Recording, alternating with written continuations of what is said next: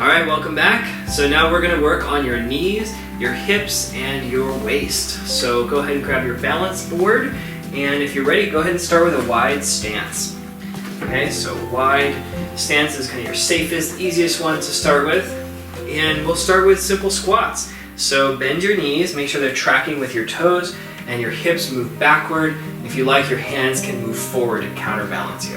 Yeah, and just start really shallow. You don't have to go down very far, but we want to make sure the motion is really good before we go deeper and challenge ourselves. So make sure your knees aren't sore. All right, this will tire your legs out pretty quickly. All right. Yeah, and this is where, if you remember the last video, you have lots of different options. If you want to bring your feet to a more medium stance, this is going to change how it feels. So you might try 5 wide, 5 medium, and then perhaps 5 with your feet together. That's one option you can try. So you've also got your tandem, your semi-tandem, your duck, and your pigeon. You've got all these different stances. So go ahead and try different ones with your squats and warm up your legs. Yeah, the duck and the pigeon are really good here. So if your heels together, you're sort of in a duck pose. All right, you have to play with, find your balance in that there. Hey, knees coming apart, but still tracking over your toes. All right, don't let them sink in or sink out too far. You want a good alignment and good posture. All right, stay nice and tall with all of these too. All right, we're not rounding forward, or we're trying to keep those ankles, hips, shoulders all in line. Great. So pick a number, challenge yourself, but don't overdo it. Right, and the pigeon toe too, that's a good one to make sure we get. All right, so toes facing each other. All right, probably have to have a wide stance to do pigeon, so you have a little bit of room to play with. Again, you don't have to go very far. All right, just playing with a little bit of that, that leg position, because it's going to work different parts of your feet, ankles, lower legs, quadriceps and glutes. So really a whole lower leg workout here. Nice. Okay, so now next one, take a wide stance and we'll do some knee circles. And it's okay to start off with touching the rim down on the edges, but eventually you're going to try to hover, and you're going to try to keep the edges from touching the ground. If you want to cover the knees with your hands, you can, and just circle, or you can do this a little higher up and just rotate your knees clockwise, maybe 5 to 10 times, and then counterclockwise 5 or 10 times. And if you start to turn because you're putting the edge down, just do 2 or 3. One direction, 2 or 3 the other direction. Yeah, and double check if you're on a sticky mat, sometimes it can get wrinkled like this. So if that happens too much, it becomes a tripping hazard. So double check that you smooth out any kinks in the rug or in the sticky mat if that happens as you're going. Now you can try going in and out. So you do need to have a wide stance for this one, and you're going front to back as you go side to side. So you're circling your knees in and out. If you want to do the sort of a squat with it, knees come together as you go down, out as they come up, knees together down, wide, come up. Little frog exercise here. And we go the other direction now, so you're going from outside to in. All right, and if you can go outside down, together, come up, outside down, together, come up. This is important. Sometimes I see people really hunching and rounding. See if you can keep your spine tall, okay? Yeah. Keep your spine long as you do this. Yeah. And a little bonus, if you want, one goes in and one goes out. This is a pretty difficult version. So. Yeah, we like to add little brain games to this too, so. Or throw in a little Charleston if you like.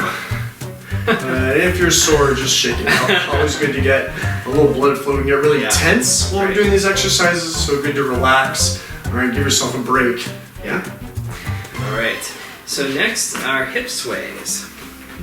So go ahead and find your stance again. And this one you can really find any comfortable stance. We'll just start with the cardinal direction. So go east to west. Feel like you're skiing a little bit.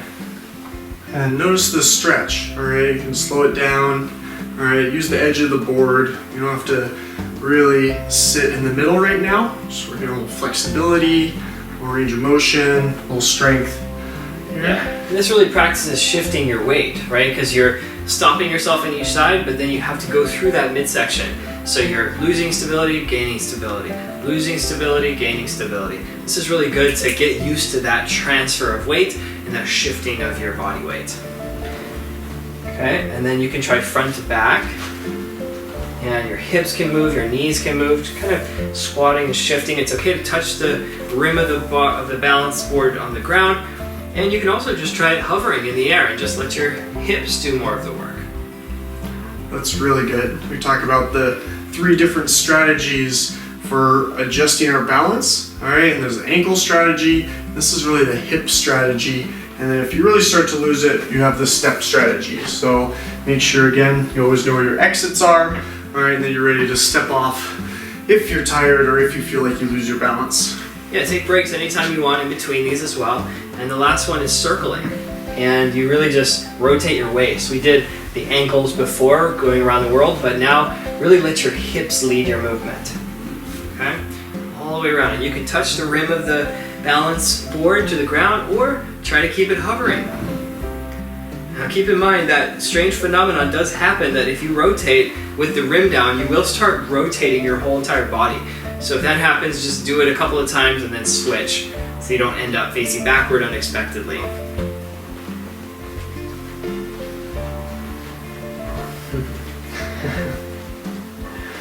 Nice. So this is really going to help with that hip strategy, sharpening those muscles that pull you back to center. It's really important that if you lose your balance that you can right the ship really, really fast. So work on that both directions until you get super comfortable and this becomes more natural for you. Alright, the last one we're going to show you is twisting. And so for this one, it works a lot better without the sticky mat. So let's just move that off to the side there. And so you can use it just on carpet. Now again, if you remember at the beginning, never do this on hardwood, linoleum, or tile. It should not be slippery, okay? You need to have enough traction that you're not gonna, you can see it doesn't slide, but it twists, okay? So that's very important. If you feel like you're ready, and especially if you're new to this, do it with your back to the couch so that you're totally safe. Near a wall, use both, a staff and a wall, right? Yeah, a lot of people use 2 staves, kind of like ski poles or hiking sticks. That really makes a difference. So just go ahead and put some chubby checker on and start your twisting. And you can bend your knees if you want. You can, what's the one where you go underwater?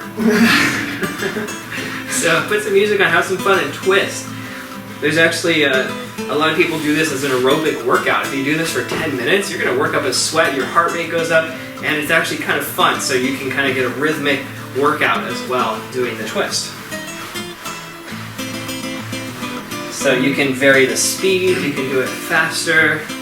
Also, if you just want to do it one leg too, that'll really help with some range of motion. It's not going to get the same workout, all right, but you can even move your plant leg, all right, and just, moving that hip, knee, ankle, all right, trying to get that full range of motion.